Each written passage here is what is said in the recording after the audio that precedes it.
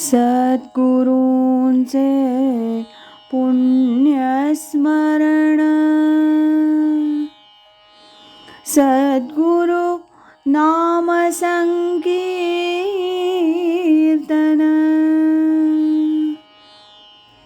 सद्गुरु गुणानुवाद गान, श्रवण मनन सद्गुरूंचे, श्रवण मनन सद्गुरूंचे. आज ऐकूया स्वामी स्वरूपानंद एक अलौकिक राजयोगी या ग्रंथातील प्रकरण 9 असे प्रसंग असे स्वामी याचा भाग 10. संतांचे शब्द म्हणजे अधिकाराचे शब्द, देवाचे शब्द खरे ठरायचेच. अधूनमधून माझं सर्व कुटुंब आणि मी पावसला स्वामी स्वरूपानंदांच्या दर्शनास जात असे.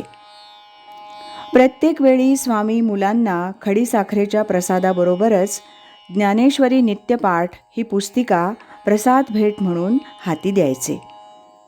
एकदा असंच माझे 4ही मुलगे घेऊन पावसला गेलो होतो. निरोपाच्या वेळी सर्व मुलांना घेऊन मी स्वामींच्या खोलीत गेलो. स्वामी ज्ञानेश्वरी नित्यपाठ आणि खडीसाखरेचा प्रसाद मुलांना देत होते.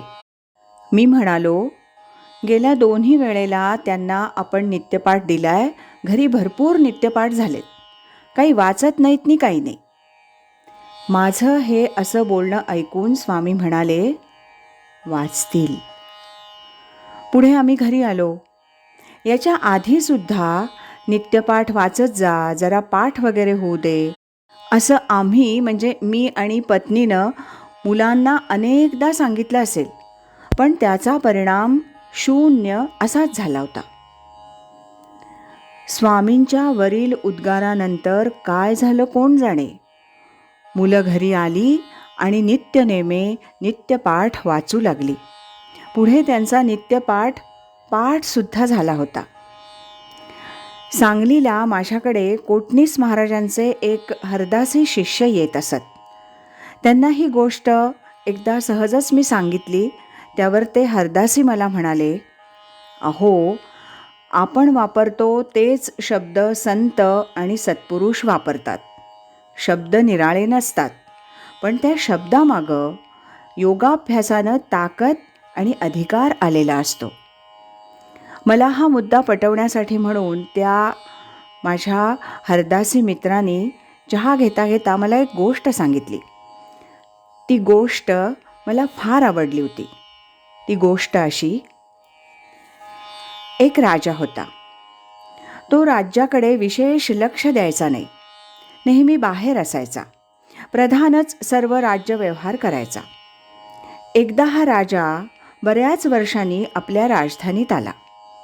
सर्व व्यवहार कसे सुरळीत आणि हुकुमातीत चाललेले आहेत हे पाहून त्याला आश्चर्य वाटलं. प्रधानाच्या कर्तृत्वाबद्दल थोडी असूया उत्पन्न होऊनच का म्हणाना, तो लहरी राजा प्रधानाला म्हणाला, आमच्या गैरहजेरीत इतका सुरेख कारभार चालतो, म्हणजे आमच्या शब्दाला इथं किंमत नाही. तुमचे शब्द अधिकाराचेच झाले आहेत. राजाचं हे बोलणं ऐकून प्रधान मोठ्या लीनतेनं त्यांना म्हणाला, सरकार, तसं नाही. आपलेच शब्द आणि त्यामागील अधिकार महत्त्वाचा. त्यानंच हा राज्यकारभार चाललाय.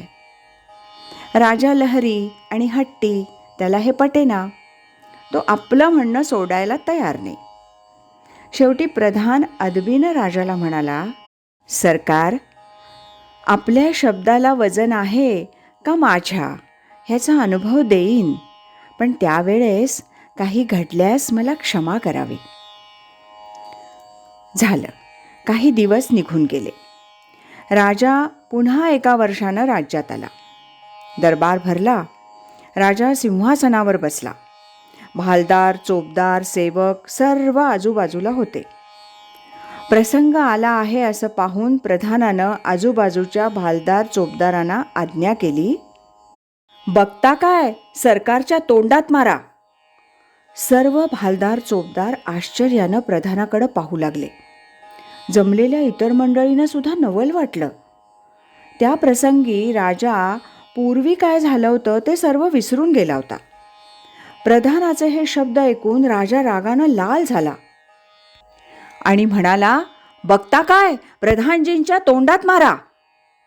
राजाच्या मुखातून असे शब्द बाहेर पडताच क्षणी सर्व भालदार चोपदारांनी प्रधानाच्या भडाभड एक एक तोंडात दिली.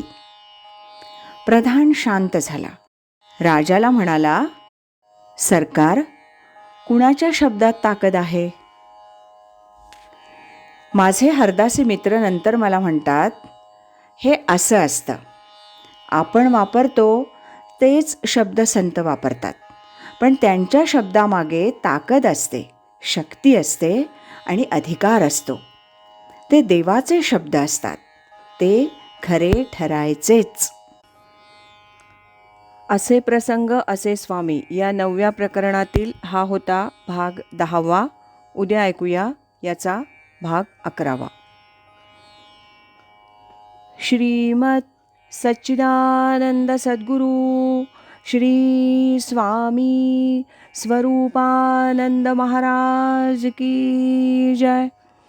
हरि ओम तत्सत.